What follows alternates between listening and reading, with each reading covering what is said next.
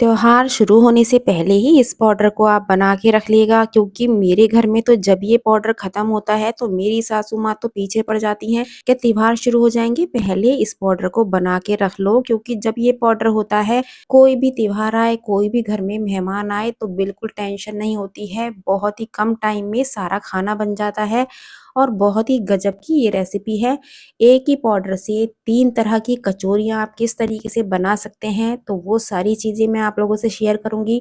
तो इस पाउडर को बनाने के लिए मैंने ली है 1 कटोरी उड़द की धुली दाल और 3 से 4 चम्मच लेनी है उड़द की छिलके वाली दाल। दोनों को किसी कॉटन के कपड़े में अच्छे से पैक कर लीजिएगा और इसे बहुत अच्छे से रगड़ना है, ताकि इसमें जो पाउडर लगा होता है वो अच्छे से साफ हो जाए।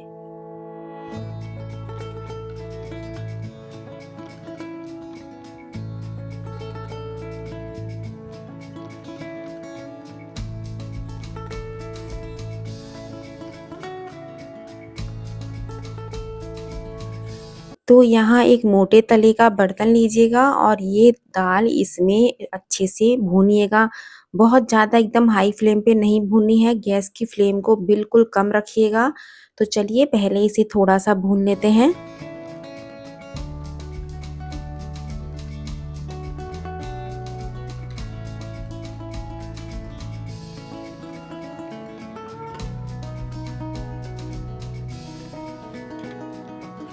तो आप देख सकते हैं थोड़ा-थोड़ा सा इसमें कलर भी आ गया है, तो बस गैस को बंद कर देते हैं। एकदम ब्राउन नहीं करनी है, बस हल्का सा जब कलर आना शुरू हो तो जब गैस ऑफ कर दीजिएगा। और गैस ऑफ करने के बाद हमें लेनी है हींग। हींग आपको कितनी लेनी है? बहुत सारी लेनी है। पाउडर होगा तो कम से कम 2 चम्मच पाउडर लीजिएगा। मेरे पास ये देसी हींग है, तो इसमें मैं काफ़ी सारा ले रही हूँ। इसकी खुशबू बहुत गजब की होती है। तो इसे भी इसी में मिला लेते हैं और इसके साथ लेनी है कसूरी मेथी। तो ये जो दोनों चीज़ें हैं आपको दाल भूनने से पहले नहीं डालनी है, क्योंकि जितनी देर में दाल भुनेगी उतनी देर में सारी हींग की खुशबू निकल जाती है और ना ही मज़ेदारी रहती है। तो इसलिए दाल भुनने के बाद ही कसूरी मेथी और हींग को डालिएगा। तो यहाँ कुछ मसाले लेने हैं, उधर दाल हमारी ठंडी हो जाएगी। मैंने यहाँ नमक लिया है, मोटा कुटा लाल मिर्च लेना है, आपको मिर्चों का पाउडर बिल्कुल भी नहीं लेना है। जो भी मसाले लेने हैं मोटे कुटे हुए लेने हैं। तो सौंफ लिया है, धनिया, थोड़ा हल्दी पाउडर। तो ये बस मसाले हमें लेने हैं। सारे मसाले कोशिश कीजिएगा मोटे-मोटे लेने हैं। दाल भी यहाँ ठंडी हो चुकी है। हींग आपको इसमें ज़रूर लेना है, हींग नहीं भूलना है। तो चलिए अब इसे पीस भी लेते हैं। एकदम बिल्कुल महीन मैदा की तरह भी नहीं पीसना है और इसे दलिए की तरह भी नहीं पीसना है, थोड़ा दरदरा पीसना है। तो चलिए पहले इसे पीसते हैं, तब मैं आपको दिखाती हूँ किस तरीके से पीसना है। जैसे बारीक वाली सूजी होती है उससे थोड़ा-सा बारीक पीसना है और इसे छानना बिल्कुल नहीं है, मतलब आपको मैदा की तरह नहीं करना है। तो इसमें नमक, मिर्च, मोटा कुटा सौंफ, सौंफ की मात्रा ज़्यादा रखिएगा और धनिये की कम रखिएगा, थोड़ी-सी हल्दी और पहले इसे अच्छे से मिक्स कर लेते हैं। इस पाउडर को पूरे साल आप बना के स्टोर कर सकते हैं, बिल्कुल भी खराब नहीं होता है। और मेन बात है, यदि घर में किसी का मन हो कि दाल की कचौड़ियाँ खानी है तो आपको सोचने की बिल्कुल टेंशन नहीं है। एकदम से निकालिए 2 चम्मच और इसकी पिट्ठी बना दीजिएगा और आपकी कचौड़ियाँ बन जाएँगी। इसे 3 तरीके से मैं बताऊँगी और तीनों में ही स्वाद चेंज मिलेगा और बहुत ही गजब की ये कचौड़ियाँ बनेंगी। तो सबसे पहले इस पाउडर को स्टोर कर लेते हैं। किसी भी जार में या डब्बे में आप स्टोर करके रख सकते हैं, बिल्कुल भी खराब नहीं होता है। पूरे साल फ्री माइंड होके कहीं भी रख दीजिएगा। इसे ऐसा भी नहीं है कि फ्रिज में रखिएगा, जहाँ आपके मिर्च मसाले रखे रहते हों, दाल रखी रहती हो, वहाँ आप इसे रख दीजिएगा। तो चलिए अब सबसे पहले हमें लगाना है आटा। कोई भी तीज त्योहार आए तो कचौरियों के लिए जो भी आप आटा लगाते हो वो आप लगा लीजिएगा। इसे और भी बढ़िया कुरकुरी बनाने के लिए आपको करना क्या है, 1 कप गेहूँ का आटा लिया है, आधा कप आप यहाँ सूजी या चावल का आटा ले लीजिएगा, स्वादानुसार नमक, आधा चम्मच घी लिया है। पहले इसे थोड़ा मसल लेते हैं।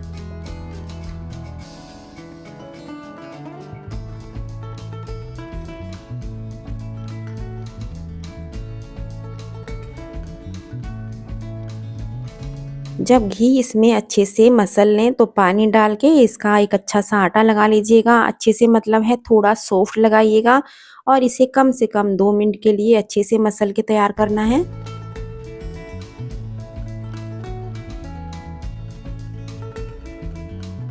तो यहाँ आटा बढ़िया से सेट हो चुका है। इसे ढक के अभी साइड में रखते हैं और इस पाउडर को आपको किस तरीके से यूज़ करना है पहले वो देख लेते हैं। तो यहाँ 2 से 3 चम्मच लेना है पाउडर।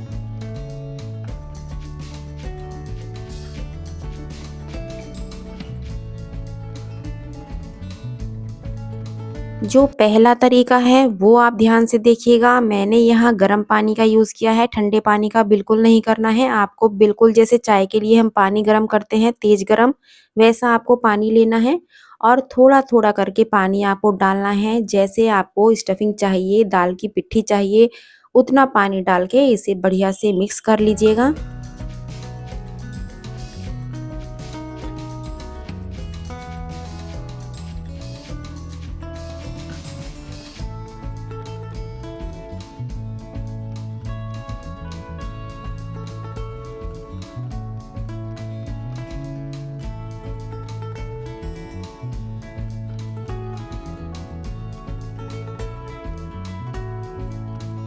तो जैसे आप मिक्सी में पीस के दाल को पिट्ठी तैयार करते हैं, ये हो चुकी उस तरह की पिट्ठी तैयार। इसे 5 मिनट रेस्ट पे छोड़िएगा और इसकी कचौरियाँ बना लीजिएगा।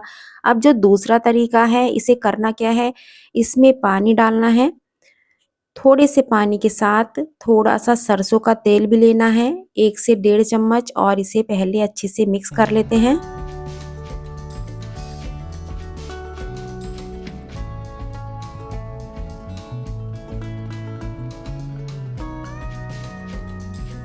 जब ये अच्छे से मिक्स हो जाए तो इसे अब हमें थोड़ा पकाना है।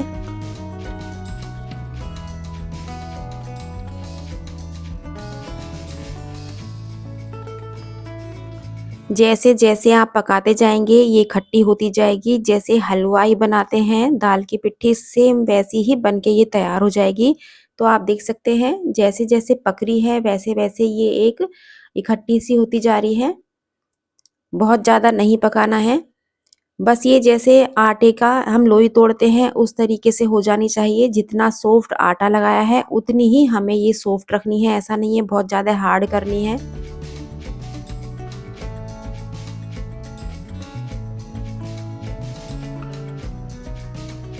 इस वाली पिट्ठी में हमने थोड़ा तेल मिला के भूना है तो इसका स्वाद आपको अलग मिलेगा। पहली वाली पिट्ठी से स्वाद बिल्कुल अलग मिलेगा। उसमें ना हमने तेल डाला है, केवल पानी मिला के इस तरीके से कचौरियाँ बना लेंगे। इसमें हमने तेल भी डाला है, इसे पकाया भी है, तो इसका स्वाद भी अलग है और बिल्कुल परफेक्ट बनी हुई है। अब लेनी है हमें तीसरी तरह से स्टफिंग किस तरीके से तैयार की जाती है। इसमें फिर से 1 चम्मच तेल डालिएगा और इसे जब तक भूनिएगा जब तक ये बिल्कुल सूख ना जाए। तो चलिए पहले इसे भी भून लेते हैं। जो ये तीसरे नंबर की है इसका क्या बेनिफिट है, इसकी कचौरियाँ आप 3 से 4, 4 से 5 दिन आप रख सकते हैं, बिल्कुल भी ख़राब नहीं होगी। इसकी मिनी कचौरी बना के पूरे 15 से 20 दिन स्टोर कर सकते हैं, बिल्कुल भी ख़राब नहीं होगी। जो पहले वाले नंबर की पिट्ठी है उसकी कचौरियाँ केवल आप 2 दिन तक खा सकते हैं, उसमें स्मेल हो जाएगी। जो दूसरे नंबर की कचौरी हम बनाएँगे उसे आप 3 से 4 दिन खा सकते हैं, बिल्कुल भी ख़राब नहीं होगी। लेकिन ये वाली जो स्टफिंग है, ये सबसे बढ़िया है, इसकी कचौरियाँ आसानी से ख़राब नहीं होती हैं। इसे पहले ठंडा करेंगे और ठंडा करने के बाद हाथों से इस तरीके से थोड़ा इसको मसल लेंगे, तो ये बहुत ज़्यादा एकदम खिली-खिली एकदम दरदरी हो जाएगी। यदि इसमें 1 चम्मच तेल मिला के और भी ज़्यादा भूनेंगे और उसके समोसे या छोटी-छोटी कचौरियाँ बनाएँगे तो बहुत ही गज़ब की बनेंगी। सारी चीज़ें एक ही वीडियो में नहीं बता सकती क्योंकि पहले से ही वीडियो लंबा हो जाता है और ये रेसिपी इतनी ख़ास होती है त्योहार शुरू होने से पहले। तो मैं अधिकतर क्या करती हूँ, कोई ना कोई पाउडर कचौरी का या कोई ऐसी रेसिपी आप लोगों से शेयर कर देती हूँ ताकि आपके त्योहारों में कम टाइम में बहुत गज़ब का खाना बना के तैयार कर सको। तो ये बना लेते हैं, पहले इसकी कचौरियाँ भी बना के दिखा देती हूँ। तो उम्मीद करती हूँ आपको तीनों तरह की स्टफिंग समझ में आ गई होगी। जैसे-जैसे उसमें थोड़ा तेल मिला के भूनते जाओगे, आपकी कचौरियों की लाइफ ज़्यादा बढ़ती चली जाएगी। तो आपको मान लीजिएगा पूरे महीने रखना है तो ज़्यादा भून लीजिएगा, आपको 1 दिन के लिए 2 दिन के लिए बनाना है तो बिल्कुल भी मत भूनिएगा, आप बस पानी में घोल के और पिट्ठी को तैयार कर सकते हैं। तो चलिए पहले इन्हें भर लेते हैं। मान लीजिएगा पिट्ठी बहुत खिली-खिली है तो कैसे भरें? तो इस तरीके से हाथों में जब दबाएँगे तो ये एक लड्डू सा बन जाएगा और भरने में आसानी होगी। तो मैं जितने टिप्स फ़ॉलो करती हूँ आपको भी कंटिन्यू बताती जाती हूँ। तो ये लीजिएगा आराम से इसका पेड़ा बन जाता है, पेड़ा यानी कि लोई। तो चलिए पहले सारी भर लेते हैं। ये मत सोचना कि वीडियो बहुत ज़्यादा लंबा कर दिया है, मैं ये चाहती हूँ आपको स्टेप बाय स्टेप सारी चीज़ें क्लियर हों, ऐसा ना हो कि आप बनाने बैठें और चीज़ बिगड़ जाए। तो चलिए अब इसे मैं फ्राई करके भी दिखा रही हूँ।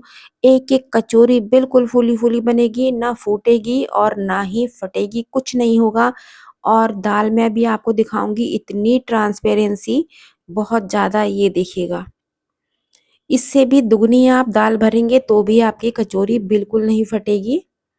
यदि इस दाल से आप खस्ता कचौड़ी बनाना चाहते हैं वो भी बढ़िया बनेगी, लेकिन खस्ता कचौड़ी का आटा दूसरी तरीके से लगाया जाता है, वो आपको भी पता है कि आटे में थोड़ा मोयन ज़्यादा डाला जाता है और इस दाल से आप खस्ता कचौड़ी भी बना के तैयार कर सकते हैं। तो लीजिए बिल्कुल एकदम फर्स्ट क्लास कचौड़ियाँ बनी हैं। यदि अभी तक आपने वीडियो को शेयर नहीं किया है, लाइक नहीं किया है तो प्लीज़ कर दीजिएगा, क्योंकि अब रक्षाबंधन, तीजों सारे ही त्योहार शुरू हो जाएँगे, तो हर एक को पता होना चाहिए कि कम समय में दाल की कचौड़ियाँ किस तरीके से बनाई जाती हैं और मेन है स्वादिष्ट इतनी बनती हैं। जिस टाइम ये कचौड़ियाँ आप फ्राई करेंगे तो आस-पड़ोस के सब पूछेंगे कि घर में क्या बन रहा है? क्यों? क्योंकि इसमें हींग का सारा मज़ा है, आप हींग डालना मत भूलिएगा। यदि हींग डालना भूल जाओगे तो उतना बढ़िया से मज़ा नहीं आएगा कचौरियों में। तो इसलिए हींग जितना डाल सकते हो डालिएगा। यदि डब्बी वाला हींग आप यूज़ कर रहे हैं तो डेढ़ से 2 चम्मच डालिएगा। मतलब कि यूज़ करके देख लीजिएगा तेज़ है या कैसी है। तो आप देख सकते हैं कचौड़ी में अंदर पूरी दाल अच्छे से भरी हुई है। कम ज़्यादा कितनी करनी है वो आप अपने हिसाब से भरिएगा। तो कल फिर मिलती हूँ एक नई रेसिपी के साथ। Thank you.